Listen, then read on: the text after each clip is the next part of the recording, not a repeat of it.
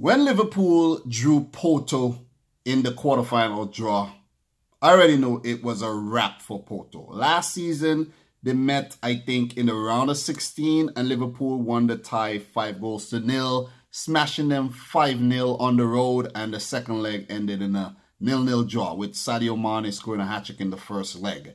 Liverpool, still pretty much the same bunch of guys with the addition of, I think, Firmino, Keita, and a few other guys, to the team. Shaqiri and maybe Sturridge coming back, Origi coming back. It's the same bunch of guys that spanked Porto today again, 2-0 at home. Liverpool's unbeaten run at Anfield continues. I think it's like 38 games unbeaten in all competitions. The team who is currently on top in the English Premier League, ahead of last season's champions, Manchester City, who lost today versus Tottenham 1-0. We were horrible today, Liam. We were horrible today. I made a video covering that game. It's 17 minutes long. You can go check it out to hear me rip City a new one. Yes, they were boring. Big yawn for City today. Not good at all. Props to Tottenham, though. They played very, very well. But back to what I was talking about. Liverpool 2, Porto 0. As I said, I didn't expect anything different. The way Liverpool has been playing this season in the league and in the Champions League at home. Let me mention at home because they weren't really great on the road in the group phase, but they bounced back really nicely in the round of 16 to spank Bayern Munich across 2 legs. So they're bringing that form into this game, and they were victors. 2-0, courtesy of a 5th-minute goal by Naby Keita, scoring in successive matches after being scoreless, throughout his Liverpool career that started this season. So really, really good stuff for Naby Keita, coming to the forefront at the right time of the season. 2 goals in 2. His, goal was set up by Sadio Mane. I think Sadio Mane started the play. Well, the ball was, started from the defense anyway. And then Sadio Mane put it through 2 defenders. And I think Firmino with the pass to Keita, whose shot was deflected by, I think, Oliver Torres. And it beat Casillas in the goal. It was 1-0 early on. Liverpool on the front foot. Liverpool, looked the more threatening of the 2 teams. And they scored another. They scored another through Roberto Firmino. Brilliantly set up by Trent Alexander-Arnold, who have been absolutely phenomenal this season. I think this is his 8th or 9th assist in all competitions. Maybe I'm wrong, but I know he have quite a few assists in the Premier League. Him along with, Andrew Robertson. You want to come and get him? Liam is leaving the scene now, guys. But Trent Alexander-Arnold has been brilliant, at right back. That's why they had to get rid of, Nathaniel Klein, because with the way Arnold is playing, you don't need Klein in the team. And Robertson was missing today. We had Milner filling in nicely at left back. He's a utility player, former Man City man, of course. But he filled in nicely for Robertson, who has been the best left back, maybe in Europe this season. He has been phenomenal as well. I watch almost every Liverpool game, so I know exactly what I'm talking about. So Liverpool up, 2-0 early on in the game. It was a 26-minute Firmino's goal. It was a tap-in. Porto's defense had, no answers for this Liverpool attack. Liverpool definitely created chances, but a big moment in the game for Porto was a possible handball by Trent Alexander-Arnold. Alisson was going for the ball. I think he saved it and it went on the arm of Arnold. VAR was consulted. It was deemed to be, no goal. Rightfully, I think, because it wasn't an intentional, handball. And the Porto fans must feel a bit aggrieved because they think, that was their moment to get back in the game. And if VAR is involved, it touched the hand, you should be, it should be given a penalty. And shortly after that, I think it was the resulting corner that Musa Marega had a brilliant chance to, you know, beat Alisson, and his shot was very, very weak, and, you know, Porto squandering the very, very few chances that they created. Salah had a one-on-one chance with Casillas after, you know, a counter-attack, and it just describes the season Salah has been having, despite scoring the most goals this season for Liverpool in all competitions. You know, so it's a bit confusing. He's not having a great season comparing to last, but it's still a great season comparing to what he's doing, keeping up with all the other players and being the highest goal scorer for Liverpool this season. So, but still, it's not Salah at his best. I think he is not mentally there, despite scoring, you know, the go-ahead goal over the weekend versus Southampton and celebrating like a madman, taking off his shirt and everything. You know, that was an epic celebration, though. You know, you remember when Henderson and Robertson coming to give him a hug and Salah just ducked under it and, you know, did like the Balotelli, you know, pose. It was epic. It was really, really epic. So at halftime, you know, Liverpool bossing the game 2-0.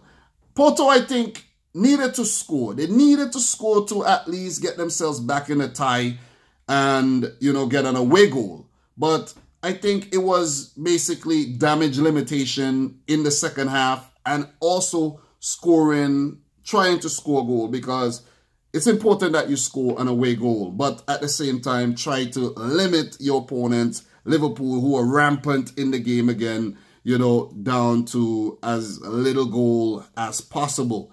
Early on in the first half, Mane, he scored when, you know, a ball was chipped over the defense. Mane was deemed offside. I think it was barely offside. He put it past Casillas, but the goal was ruled out. The flag was raised.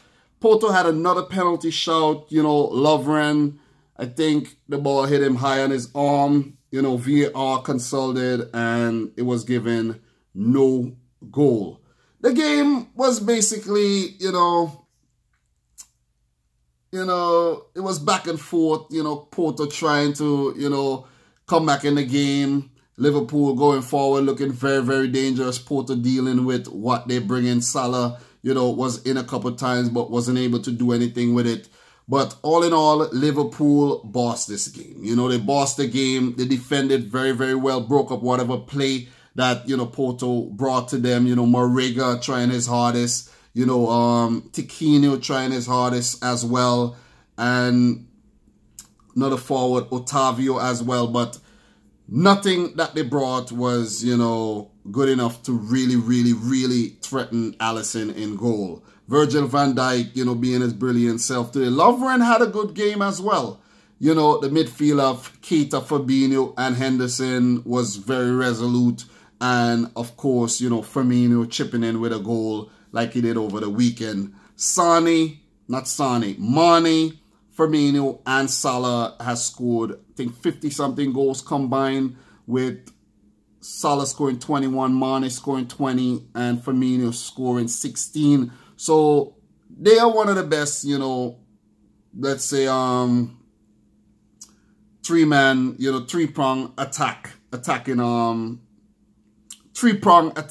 in Europe, you know, along with the likes of Neymar, Cavani, and Mbappe, of course. But this Liverpool trio is up there. That's the word I was looking for, trio. So, job done for Liverpool, as I expected. You know, 2-0. Jurgen Klopp must be a happy guy. You know, Sergio Conceição and his boys have to come back harder at home. But, you know, when you look at the Liverpool lineup, man, the disparity is too large comparing to, you know, Porto's players. They have some decent players. They have a legend in Casillas, but they are no match to this Liverpool team, who has been really, really good this season. Porto doing well in the Portuguese league as well, but that does not compare to the Premier League at all. You know, I feel a little bad for Xherdan Shaqiri there. He was coming all late in the game, but, you know, time ran out before he could make an appearance. I haven't seen him in a while. Maybe he was injured, but it must have felt bad for a player to, you know, be, you know, substitution impending and you don't actually get to come on. But Liverpool, man, Could they make it to the final again this year or even go on to win it? They're looking good. Excuse me. No lie. No lie, they're looking good. If it's one trophy they can absolutely win, is this Champions League. They will play one of Barcelona or Man United in the semis. And if they actually go on to win the tie, they face Juventus, City, Tottenham, or Ajax in the finals. All teams that they can actually beat. So Liverpool can definitely win the Champions League this season. They're in the hunt to win the Premier League. Could they win a double? You know, a European and domestic double. It's on. It's definitely on. Porto, could they win the treble? They're in the Champions League, you know, in the title race in the Portuguese league, and in the cup in the Portuguese Cup. I think they're in the finals of that, if I'm not mistaken. So they have a lot to play for in the second leg, but I think Liverpool will come out victors here, you know. It's nice to see Daniel Sturridge, Divock Origi getting a run on, and Liverpool, you know, actually flexing their depth in this game as well, with Wijnaldum not involved. Joe Gomez coming back from injury, nice to see. You know, Joel Matip getting a rest. He has been the preferred centre-back pairing with Van Dijk as of late. You know, Robertson getting a rest as well. You know, the team is playing well. The team is playing well. But it's on in the Premier League between themselves and Man City. Right now, they have the momentum with this Champions League, you know, triumph. They play the return leg next week. While the team that they can meet on their side of the bracket, Man United and Barcelona, play tomorrow. I think they will be ready for any one of those teams. It would be crazy if we have a Man United-Liverpool clash in the semi-final, though. It would be crazy. But, you know, Barcelona will be a very, very good challenge as well. If they could get over Barcelona, they're going to win the whole thing. But, guys, I'm rambling on too much. Congrats to Liverpool. You know, hard luck to Porto. You have to come hard at home. I expect them to play better at home. Could they overturn this deficit like they did versus AS Roma after losing the first leg on the road? It's quite possible. They have to bring their A game. Alex Tellez and Marega and Otavio and Tiquinho and Tecasito, however you say his name. These guys need to come hard. They need to come hard and turn around this 2-0 deficit. But I doubt it will happen, though. I doubt. That's my prediction. Guys, let me know your thoughts in the comment section down below. Let me know if I missed any big talking points because I was watching both games at the same time. Can't catch every single detail. I wrote down what I could write down, but I probably still missed a few talking points, you know, as well. But Liverpool, man, looking good, continuing their, you know, form from last season in the Champions League. They're semi-final bound. So if you're new around here, consider hitting the subscribe button, smash the thumbs up button. Let me know your thoughts down below. And until next time, peace out. Rich Squad.